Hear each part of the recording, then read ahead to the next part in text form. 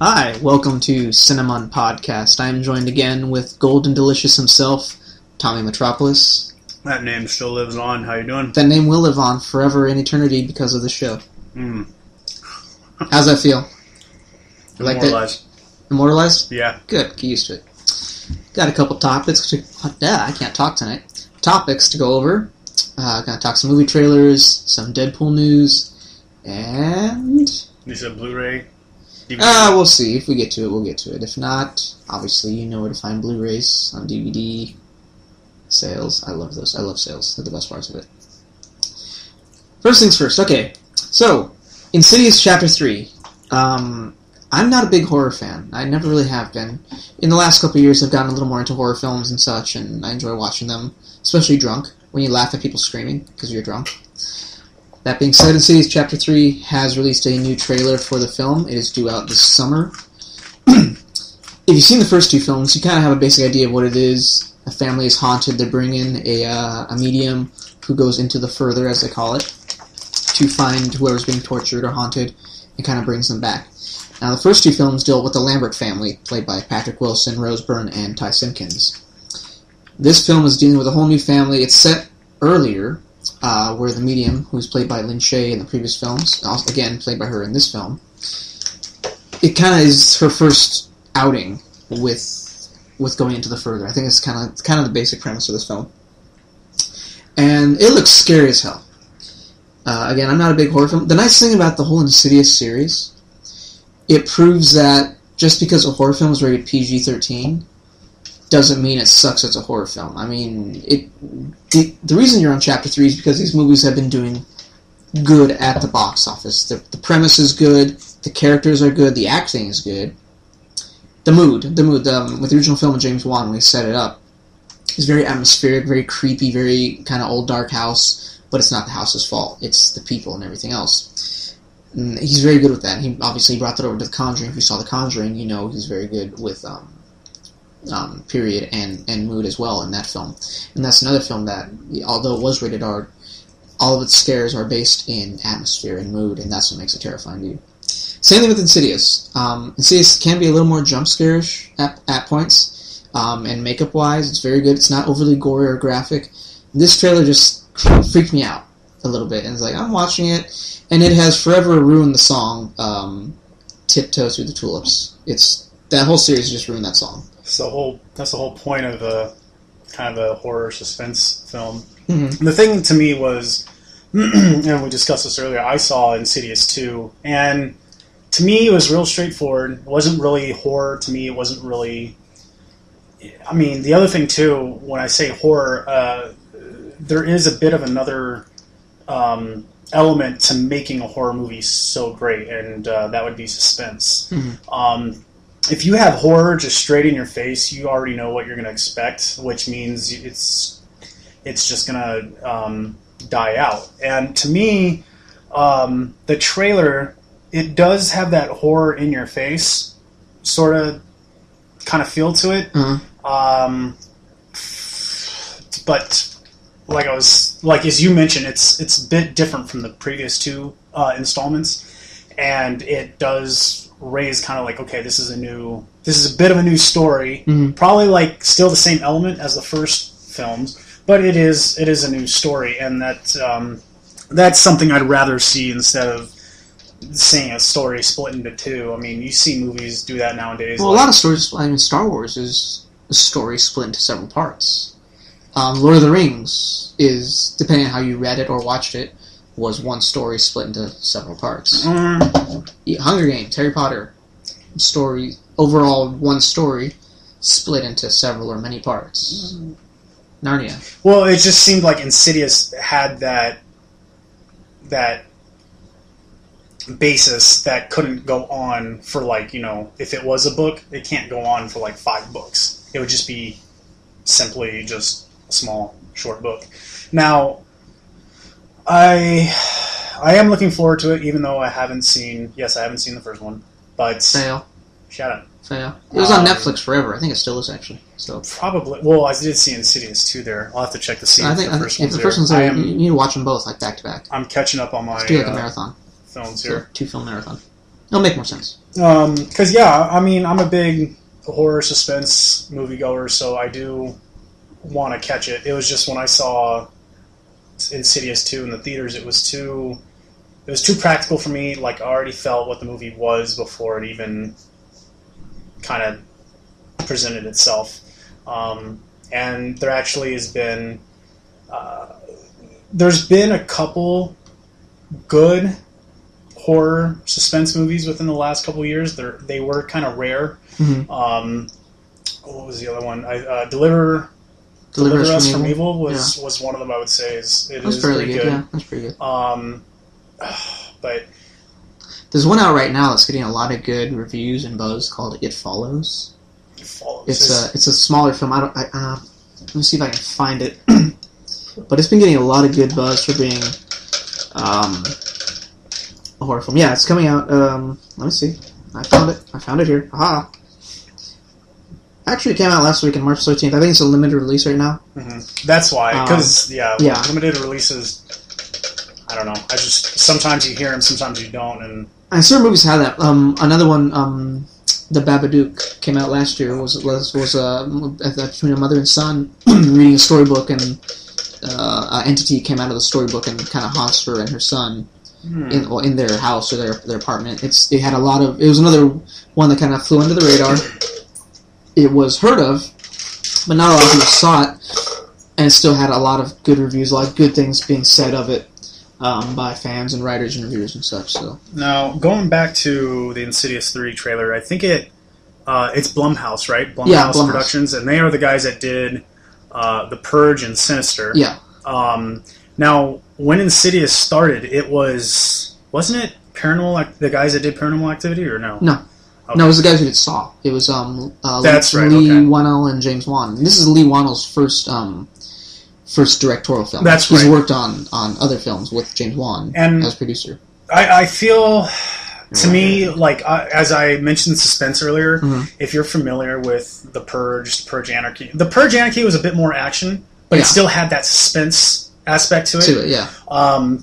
Now, the first Purge film was...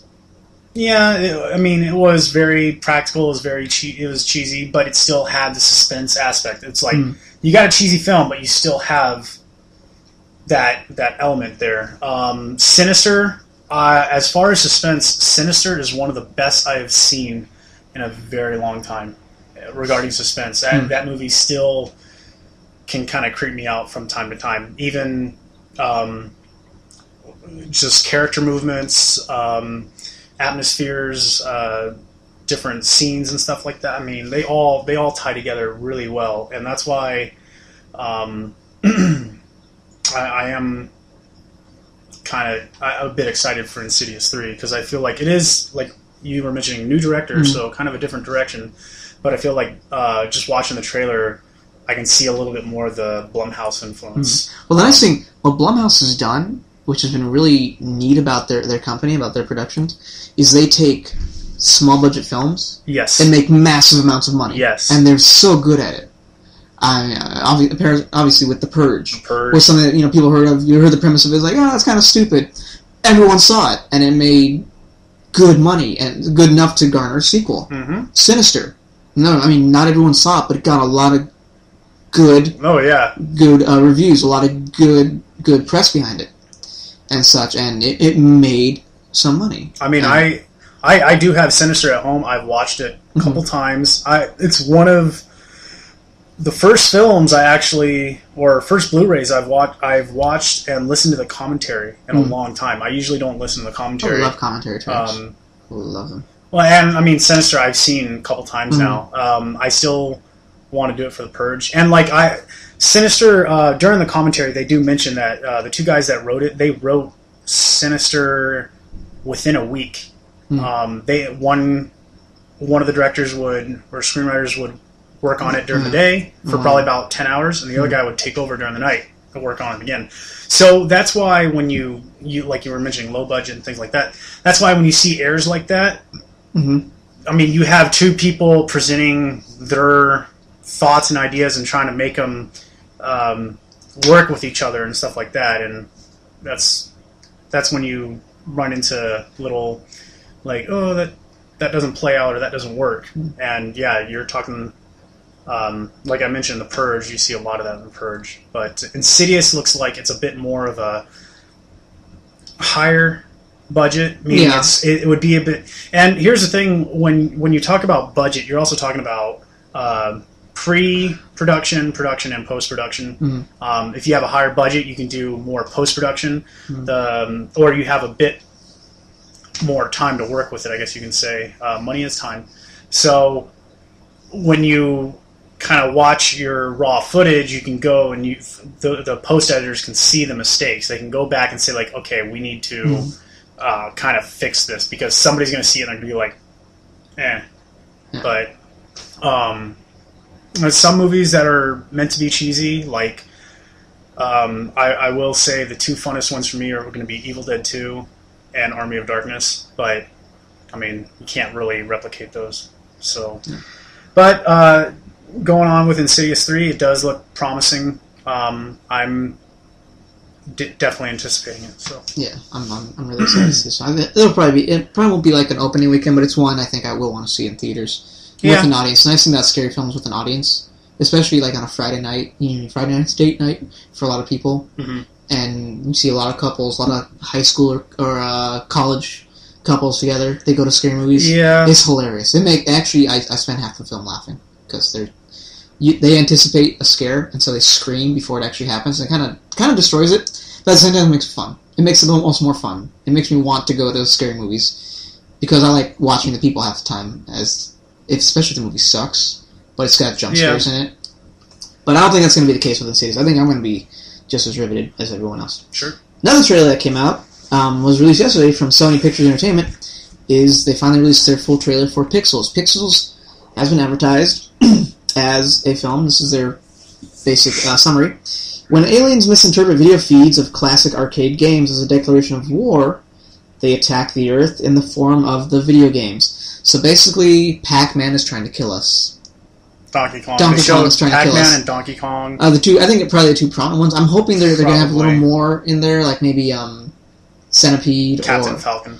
Or no, they did show not Space Invaders, but they did show like a Centipede. Okay, then Centipede probably is in there. There was like two. There is a scene. There's like two long creatures. I'm guessing there's Centipede. It might be Centipede. But, yeah, so it's probably a bit more. What is that? Namco? No, not Namco. Namco is not Capcom. I'm thinking of the platform era. Like this is pre-Nintendo, and mostly they're going to be arcade games. I mean, Centipede, Donkey Kong, Pac-Man. These are all arcade games. All arcade games. They were on like a platform like Atari or something, probably a while back. Maybe I'm giving the wrong platform here, but. For me, my gaming knowledge is kind of limited to the Nintendo. So, the thing is with Pixels, to me, when I kind of saw like a different aspect of Wreck-It Ralph. I know Wreck-It Ralph, like I was thinking about it, has a different story altogether, but it felt like somebody's trying to make a different take on that.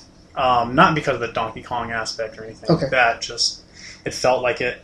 And I mean, it does, like, as we were discussing earlier, that nostalgic feel is like, that's great.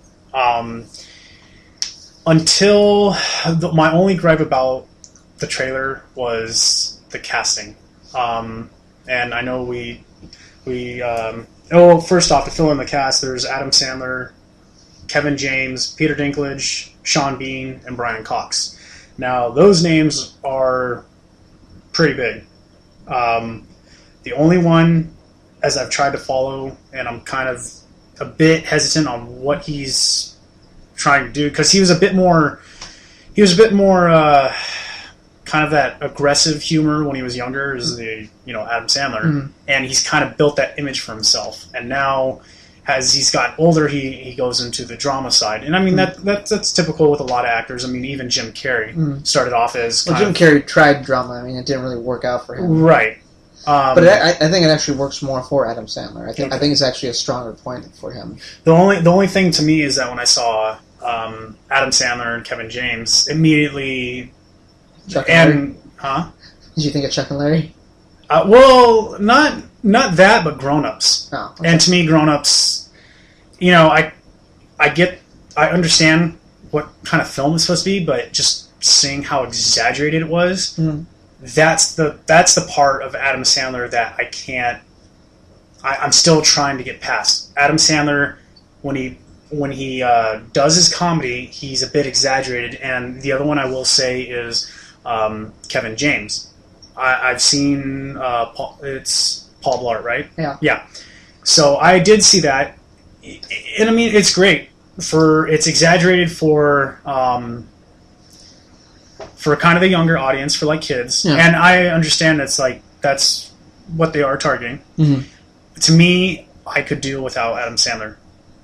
When it comes to comedy, as far as exaggerated, the only guy that has kind of set the bar for me is Chris Farley, as far as exaggerated comedy goes. So that's just me about those two. Sean Bean, Brian Cox, and Peter Dinklage. I really want to.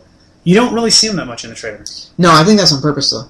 Okay. I think that is one purpose, because if you know what Peter Dinklage is, obviously if one of the main things that pops in people's heads is Game of Thrones, his character Tyrion on Game of Thrones. Yeah. So he's a lot more recognizable for that. But if you look at his overall career, he's had a lot of good films. A Station Agent, Elf, Find Me Guilty. He was in one of the Narnia films. A lot of people forget about that. He was in Prince Caspian. That's right. He was in there, and I think he's looking pixels. He's got a mullet. He's got like the blonde, like a long hair. He looks like a rocker. He looks like a little rocker guy. Isn't he in one of the ghost? Yeah, he's in one of the ghost cars. Yeah, because what can be Pac-Man is a ghost, so they take 4 Mini Coopers and soup them up. What kills Pac-Man? Ghosts, and they make 4 ghost cars. I think the overall idea of the film, I think, is hilarious. Aliens misinterpret a video game, right, and take it and turn it around on people. I like it, and we talk about there's no original films anymore in Hollywood. It's just reboots and remakes and comic book films. This is an original film. Yeah, this is. That's why to me it looks promising, and that's why I'm looking forward to see it. The other reason, there is kind of another thing I was going to say. I'm looking forward to it because I read one of the cast members, which is Sean Bean. Sean Bean has a bit of a tell when he's in a movie or a show. And you already know what that tell is. Yeah. If you've watched any Sean Bean films, you know what that tell is too. Yeah, and God forbid the man sees the end credits. So, but yeah, it looks fun. I am looking forward to seeing it. I mean, I'll get past the Adam Sandler thing. Yeah. That's just, remember, I'm basing that off of what I've seen as far as performances from different actors. I'm not talking specifically Adam Sandler. I'm not talking about specifically, this comedian, this actor or that actress. I'm basing it upon the range of actors that do comedy, the range of actors, like I mentioned earlier, Chris Farley doing comedy. It's like, he's been gone since 1997, and I can watch Beverly Hills Ninja like it's nothing. I was going to say Beverly Hills Ninja, Black Sheep, Tommy Boy. Beverly Hills Ninja, Black Sheep, and Tommy Boy.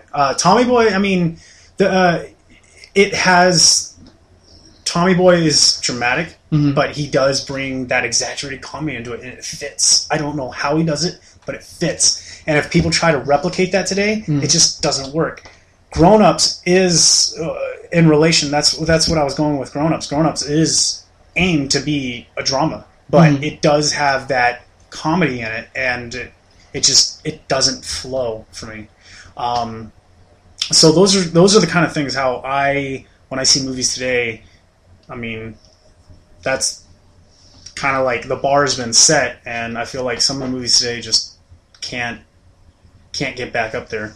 But overall, like you said, original idea, and that's something that I am pretty interested in seeing. So we'll see. Yeah, it's funny how you see a lot of outcry on forums and such and online about people saying there's no more original films in Hollywood. There's actually quite a few original films. We're just not paying attention to them because they're not the ones that are overly advertised. Or if we are noticing them, it's because of either a director's name or an actor's name.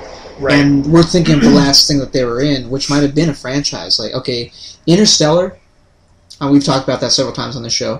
Mm-hmm. Interstellar is an original film from an original idea. It's not a remake, it's not a reboot, it has no connection to any other film. But the reason when we think of Interstellar, we don't think of it as an original film is because we're still, in our minds, we're still thinking of the Batman trilogies from Christopher Nolan, who did Batman. Oh, he did Batman, so immediately your mind, unintentionally, connects Interstellar to Batman because of its director and writer, which is the Nolan brothers, Christopher and Jonathan Nolan. So, that's an original film. Lucy was an original film. Men, Women, Children was an original film. Birdman was an original film. And we forget that there are still quite a few original movies out there. We just don't think about it because our attention has been pulled more towards, the big budget Hollywood films, the big blockbuster films, the ones that are studio tentpoles that are gonna make money, regardless of what the reviews are like Transformers: Age of Extinction. It was a big budget Hollywood film. It made big money, and it got horrible reviews. But wasn't it $100 million below its Transformers 3 predecessor? If so, that was nationally. Internationally, it made over $1 billion. Oh, yeah, that's right. It makes more money. You have to take in a whole profit. Yeah. Speaking of big budget comic book films, Ryan Reynolds recently spoke with Shortlist and has been talking about the Deadpool film. It's been a lot of fun, actually, since Fox Studios officially greenlit the film a couple months back, and that he's been kind of teasing, he's been talking about director Tim Miller and the vision he has for the film of keeping it true to the roots of the comic book. I think of a couple weeks back, he tweeted a photo online of the mask, of at least the concept sculpt for the mask that they're going to use for the character in the film. I mean, he's been an avid supporter and cheerleader for this film from the beginning. Obviously, if you saw X-Men Origins Wolverine, you saw him play Deadpool. And it was one of the highlights of that film. And unfortunately, when they shut him up, it ruined the film. He was one of the best parts of that film. No, I know, but right when you were talking about Weapon X, I was like, Yeah, the whole Weapon X thing was like, it took the character and ruined it. I mean, you have a character called the Merc with the Mouth, and you take away the mouth, then you've taken away the Merc. And that's not that fun. And Reynolds is quoted as saying, "I'm incredibly happy about it. We've got a director that understands that world, and writers with a slavish devotion to the canon of that character. That's the most important aspect. It's made in a way the most critical of fanboys could embrace." Well, that's the hope.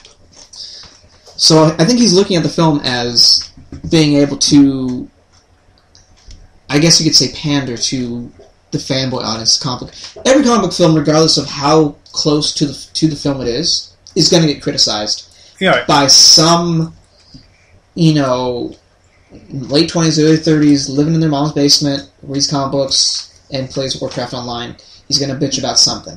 The most minute thing, they're going to bitch about it and say they got it wrong. A perfect example of that? What? Star Trek 2009. Yeah. There was a lot of people that they're like, this is the classic Star Trek. Had this and this, and it's like, and then the Star Trek had this and this, and it's just not the same. And then you're trying to re-explain the whole universe. It's like, actually, they didn't bother to re-explain the whole universe at all. They really didn't. Kind of. All they did, which some people looked at as lazy, but I still looked at it as smart and a great way. And people basically said they threw away all the canon of the show and everything that came afterwards, like Generation and DS9 and Voyager and Enterprise. Mm-hmm. Like, they threw it all away with doing the time travel thing. The time travel thing was perfect. It's a great, fresh, clean slate. We don't want to be connected to the original thing. We want to reference it. We want to honor it. We'll make homages to it. Right. They do. They did beautifully. Right. But it still has to be its own thing. We can't have the same circle over again. You can't be doing the same circles over and over again. Because then you know what's going to happen? Then they're just going to complain that you're just remaking the original films, and why are you doing that? We already have the original films. They're perfect the way they are. Blah, blah, blah, blah. And if we can't bitch about one thing, we're going to bitch about the other. I saw Star Trek, the first motion picture. I'm sorry. That thing needed to be redone. I don't care who you are or what you said. J.J. Abrams. Is it Abrams? Abrams. whatever. Jewish. No, he did that remake justice.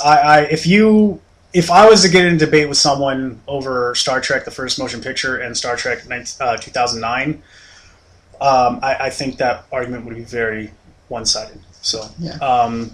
But going back to Ryan Reynolds talking Deadpool, I really think the other reason he's a bit he's really enthusiastic about this, because the other thing to me is just that if you've followed Ryan Reynolds as far as the films he's done in the past, Blade Trinity,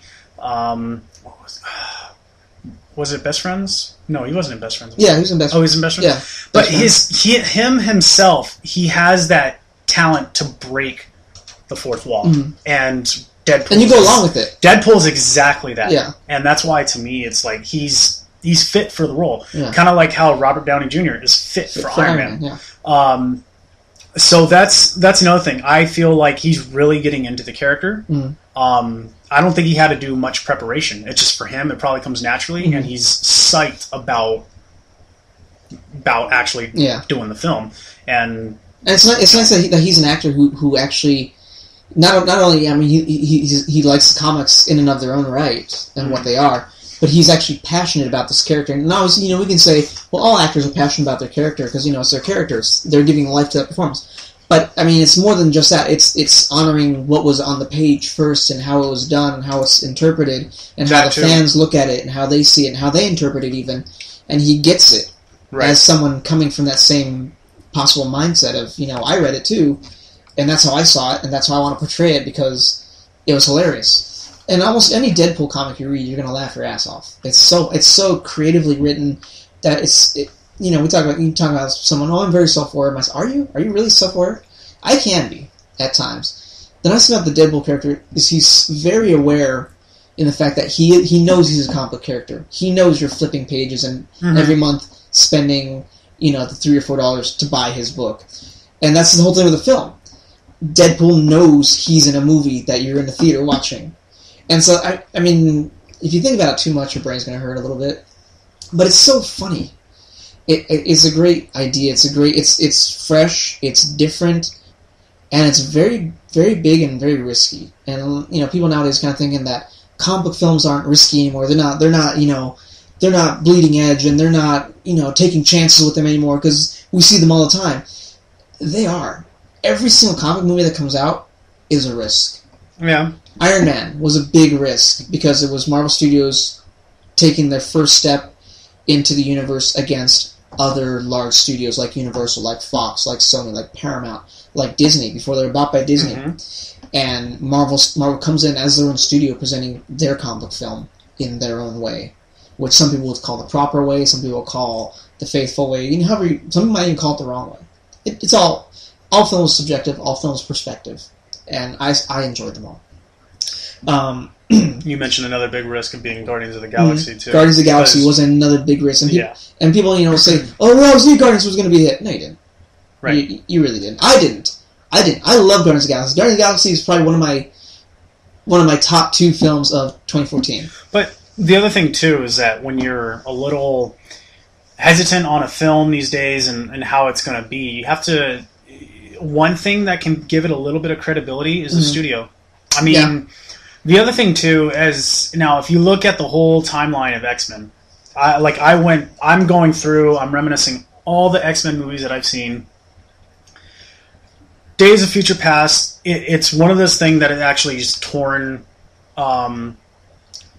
it's torn the X-Men universe between fans, non-fans, just the general audience in particular. Mm-hmm. But it's one of those things that it does show a formula where the studio's getting something right. Mm-hmm. They are making people like it, and people are not liking it. And that, you can't get everyone. That's the thing. But, if you follow your formula, you can get it to work. Which is why another one, they're not going to be able to use the same formula. The studio, it is Fox.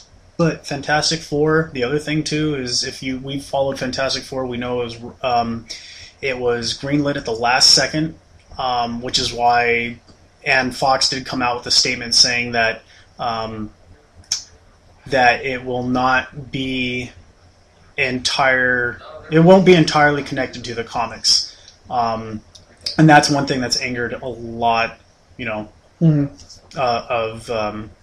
people waiting for the reboot. It's kind of like, why are you going to call it Fantastic Four and not base it off of... I mean, the story still has some general thing to the comics. Scientists go to another place, right, get hit by something or affected in some way and come back with superpowers. But they're talking about the characters. Yeah. Reed Richards, Susan Storm, Ben Grimm, and Johnny Storm. So Fox is kind of hinting that it's like, all the characters are going to be kind of like the way we make them, not how the comics made them. And that's one thing where people are like, well, then couldn't you just come up with a different title? Why do you have to call it Fantastic Four?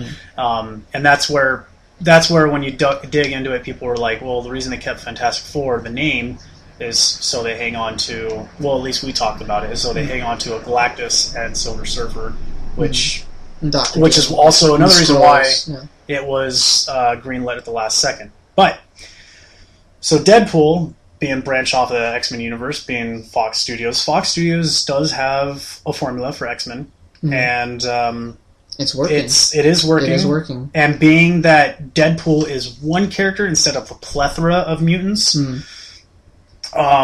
it's something, it's going to be a little bit easier to manage, I think, to kind of say, we have this one character, and he's taken the whole show.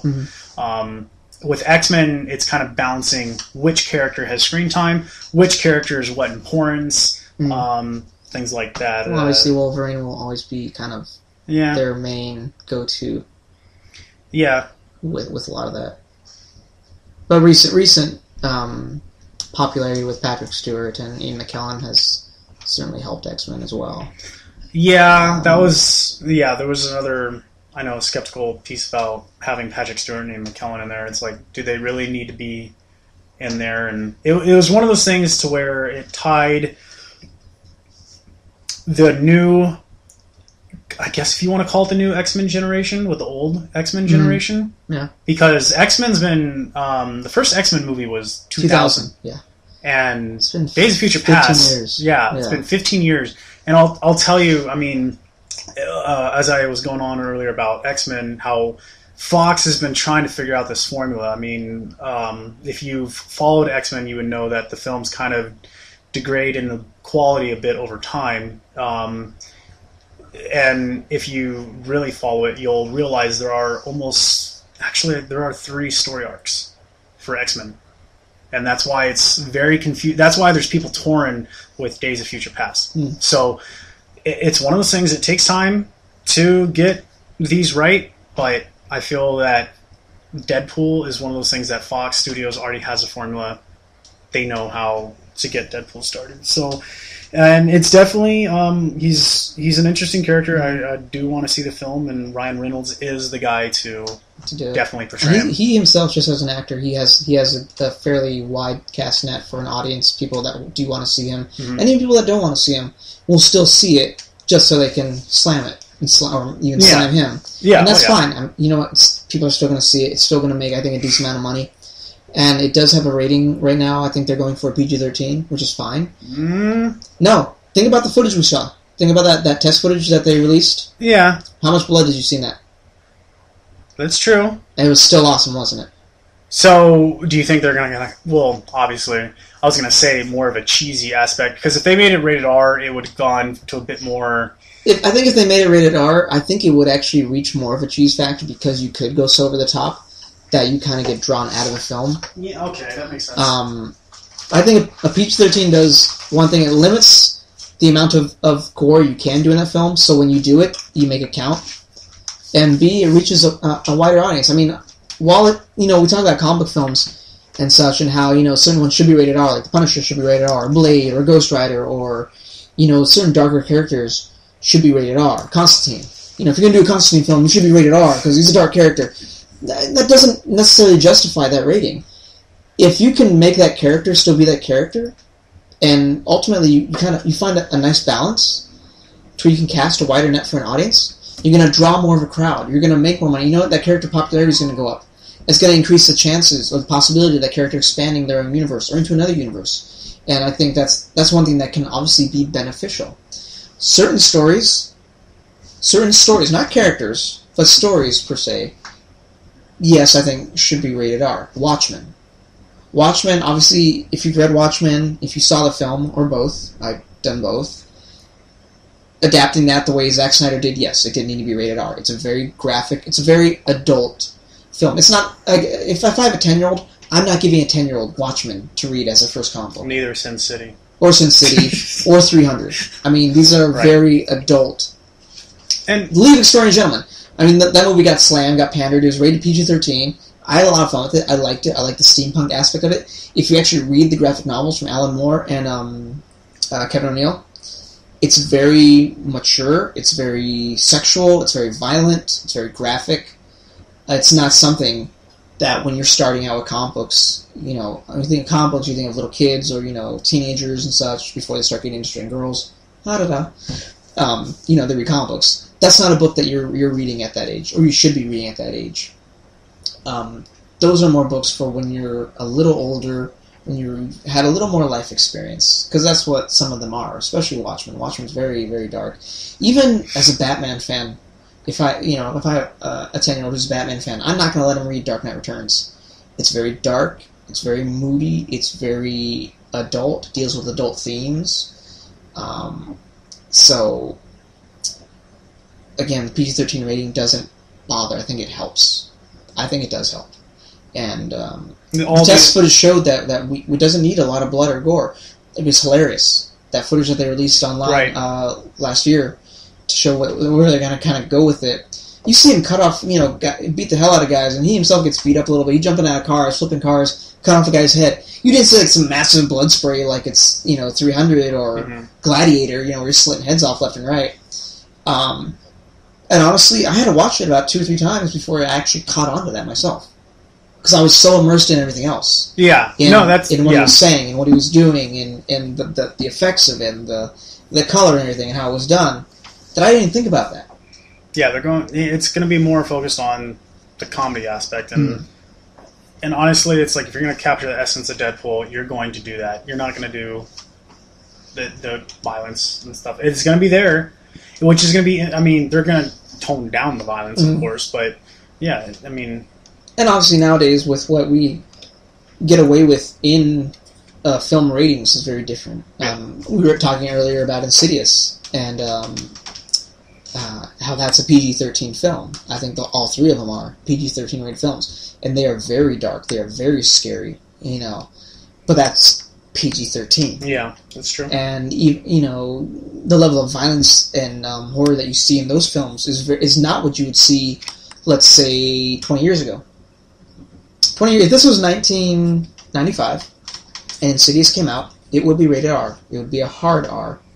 If Deadpool was released in 1995 as a film, it would probably be rated R. So that in itself tells you, where your audience tolerance has gone as well, how far it's gone. And the PG-13 rating has only been around for 30 years. Yeah. Obviously came out in 1984. It came Indiana out Jones. right after... Indiana Jones, but I was going to say, it came out, I think, right after Rocky Horror, didn't it? No. Rocky Horror's been around, is older than that. No, I know that, but Rocky Horror was on the board. It was on the borderline. They didn't know whether to rate it PG or R. It got R, yeah, obviously. it got R, yeah. But it was one of those things that if PG-13 was around, it would have been rated it PG-13. Would have, yeah, it would have fallen into that branch. And Temple of Doom would have fallen under that branch as well, if it was around at the time it was rated. And that, obviously that film is a reason that we have a PG-13 rating, because it's dark enough or violent enough or scary enough that little kids shouldn't be seeing it, but it's not so violent or sexual or dark or anything like that teenagers or young adults can't see it either. Yeah. Now there is one thing between horror suspense movies PG-13 and R. There is a difference. Insidious, those PG-13. The Purge, R. Sinister is R. And I'll tell you right now, as far as Sinister goes, it is definitely a lot more suspenseful and creepier than Insidious. The other one I'm going to have to say, as far as a bit more gruesome and suspenseful, is going to be Silent Hill, 2006, Christopher Gans. And that one was rated R. It's a video game film, but it's rated R. And I mean, there is a difference. PG-13, it is toned down. Like another one that's PG-13, horror, suspenseful. It's suspenseful at first, but once you're introduced into Mama, it really there is no like horror aspect anymore. It's just more jump scare and very lax. And Mama is rated PG-13. If it was rated R, I think it would have done a lot better. And I think that's one thing. If Del Toro made it R, it probably would have actually done better, in my opinion. Because Mama is kind of one of those horror suspense movies. It's like I kind of want to see it, but at the same time, I'm kind of like, it gets pretty dull. So for me, horror suspense, I do want to watch it and retain and keep having that suspense. I'll know when a scene's coming if I rewatch it, of course. But I want that feeling. And yeah, of course, you're not going to get the same feeling if you watch a movie twice. But like you were also saying earlier too, it's like you had to watch the Deadpool trailer like 3 times before you caught on to the blood thing. That's one thing to me. Like I've as far as suspenseful movies go, I'm gonna Shutter Island. Shutter Island. I watched it again a couple weeks back, and there was one other thing I caught. And like I've seen this movie like 7 times. Long ass movie. Yeah.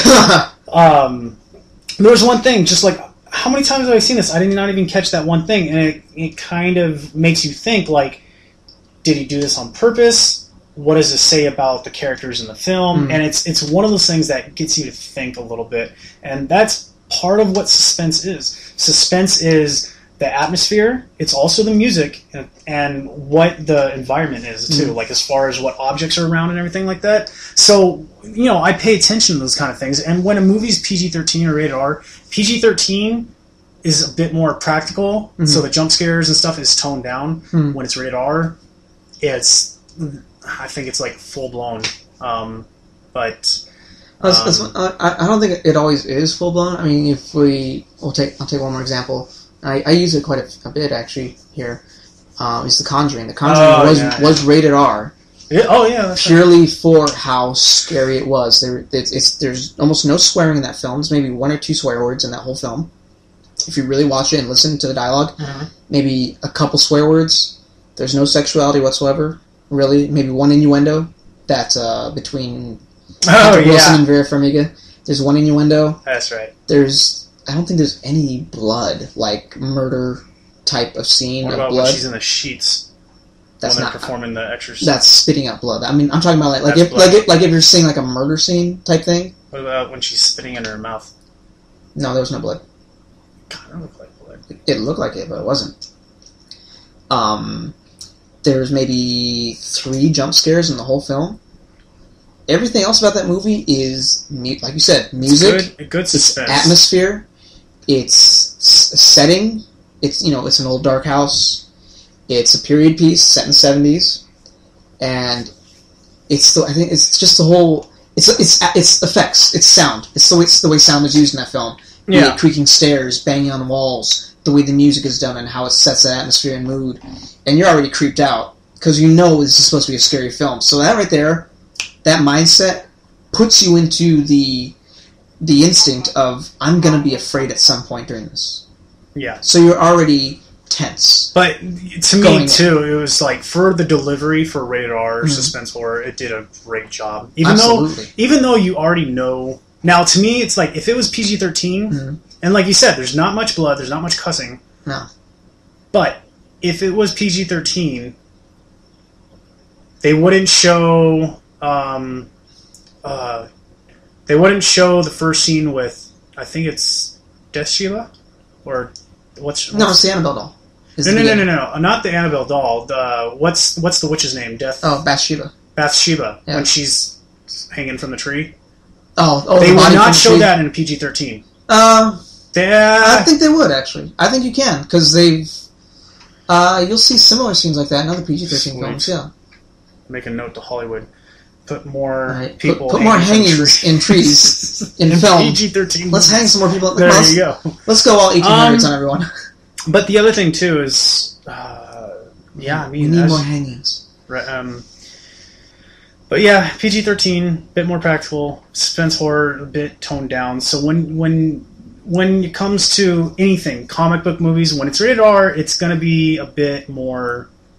It's going to be a bit more intense. That's the word that's what people look for when there's PG-13 rated R. You go see a rated R movie and it's very mediocre.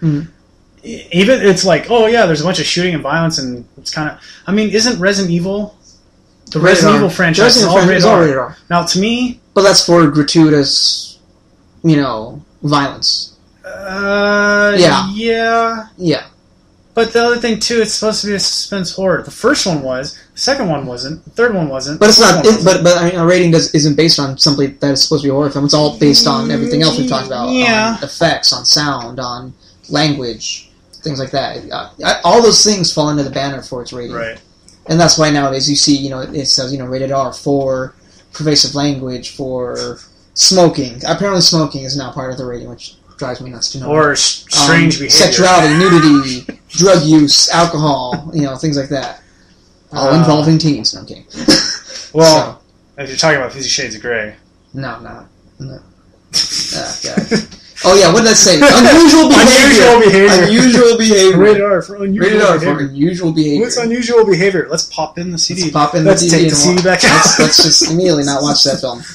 All right. Scarred for life. Last topic of the night Tommy brought in was about Miles Teller talking about Fantastic Four. Yeah. Basically stating that they would be using the original costumes from the comics in the film Fantastic Four, which is coming out this August, I believe. Directed by Josh Trank, with Miles Teller, Michael B. Jordan, Kate Mara, and Jamie Bell. And Toby Kebbell as Dr. Doom, or Victor Domachev, and his online handle is Doom. So that's where they're getting Victor Von Doom, or Dr. Doom from. Yeah. I'm just hoping they have Doombots. Doombots. I really don't care if they use the original costumes. You've heard us. If you listened to our show before, and I hope you have, if this is your first time, welcome. I am not a big fan of this Fantastic Four reboot. My biggest gripe has been from the beginning that they are way too young. Yes, I have read comic books. Yes, I know about the Ultimates universe. The Ultimates universe, they are young, Marvel Ultimates right? I did, where they had kind of basically made everyone younger. Yeah. And so the Fantastic Four in that were like basically in the early 20s, which is what this film kind of is. They're all in the early to mid 20s, maybe maybe early 30s at most. I didn't like it in the comics, in the Ultimates verse. I don't like it on film. My main argument from how Stanley, and I know, yes, well, this is someone's interpretation, la-di-da, that's fine. I'll take it all into account.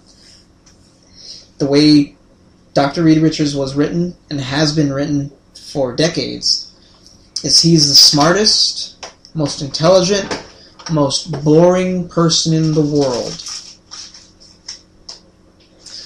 To achieve that, at least to me, you have to be someone older. You have to be over 30. And Miles Teller, as great of an actor as he is, he's not Reed Richards to me. Now, I haven't seen the film. No one has, except for maybe Josh Trank and the studio heads. They've seen maybe rough cuts and they're editing right now. I'm sure they're in post-production, furiously trying to finish the film on time for release date. Yeah. But, again, that being said, I don't buy it. And that immediately is what takes me out of the film and not really anticipating it the way a lot of fans or some people are. But another thing, too, as you mentioned, and you've mentioned it to me in the past, is that an adaptation doesn't always have to be what you want it to be. It can be what somebody else wants. The reason why I explained a little bit earlier about Fantastic Four and my issues with it. First off, it was greenlit at the last second. Marvel, I think Fantastic Four, first off, there was directors that didn't want to do it.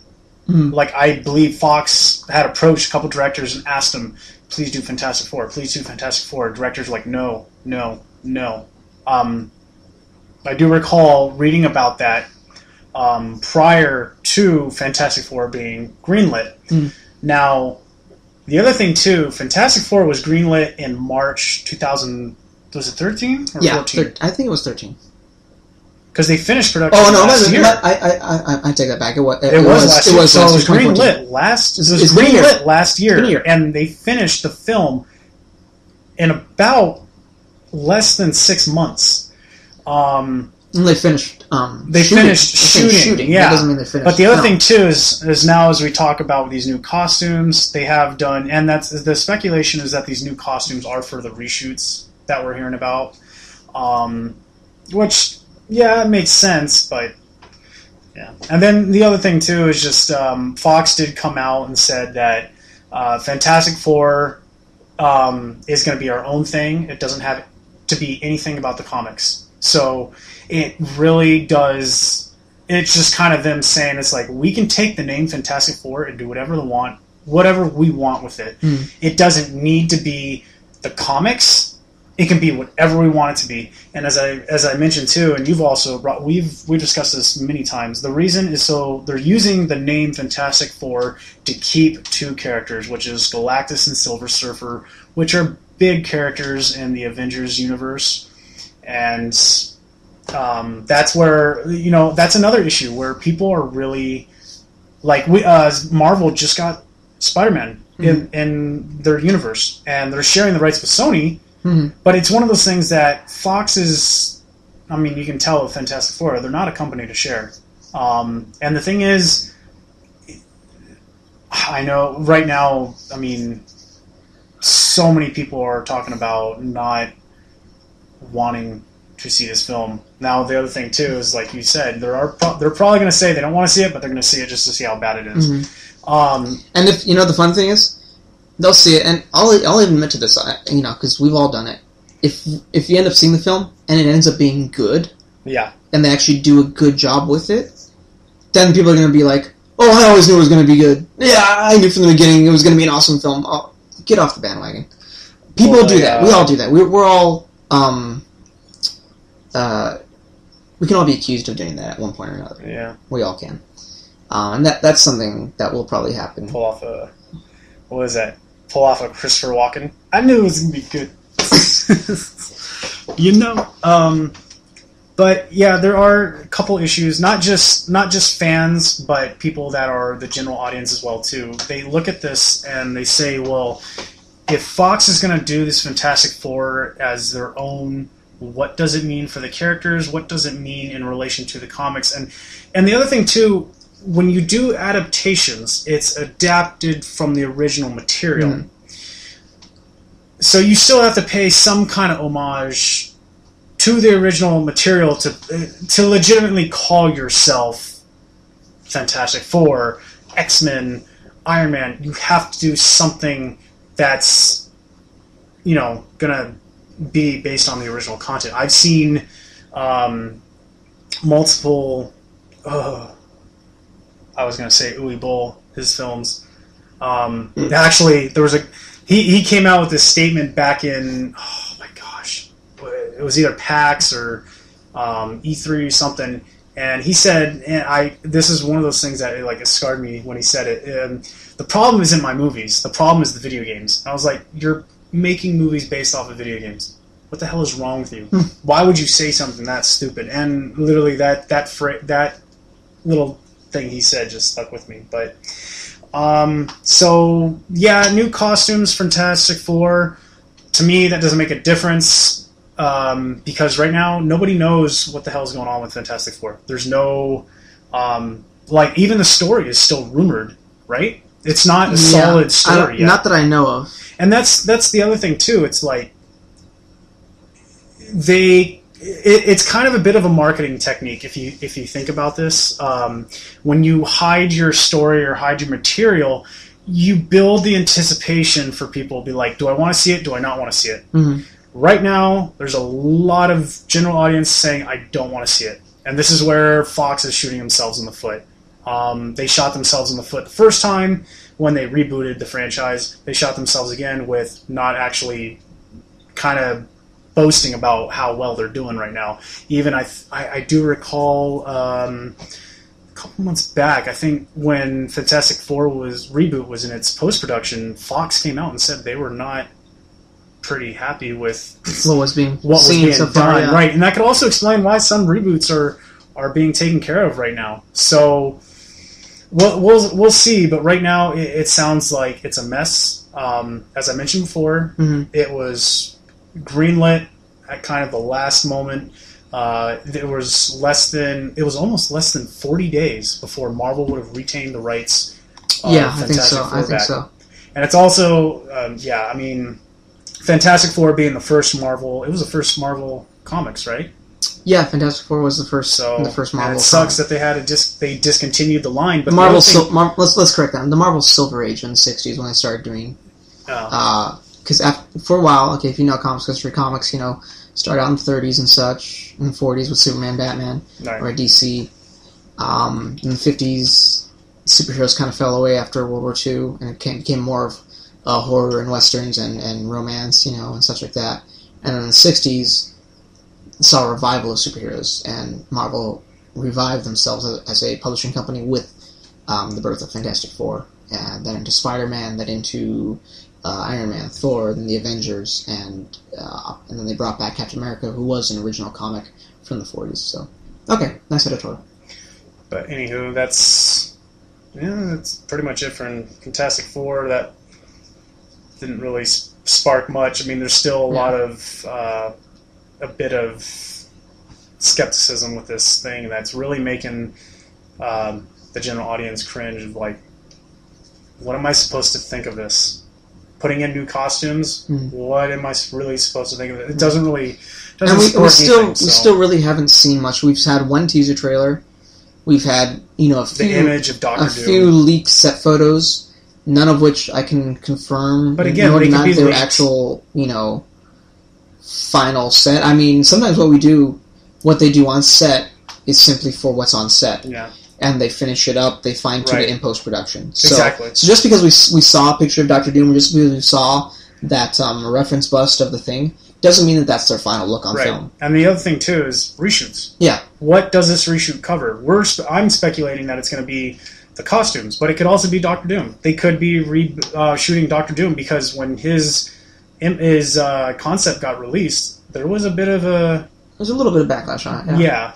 So... But that's something we could go on and on about, and that's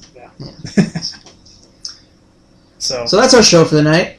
Thanks for joining us. If you did, if you're a returning fan, awesome. We appreciate it.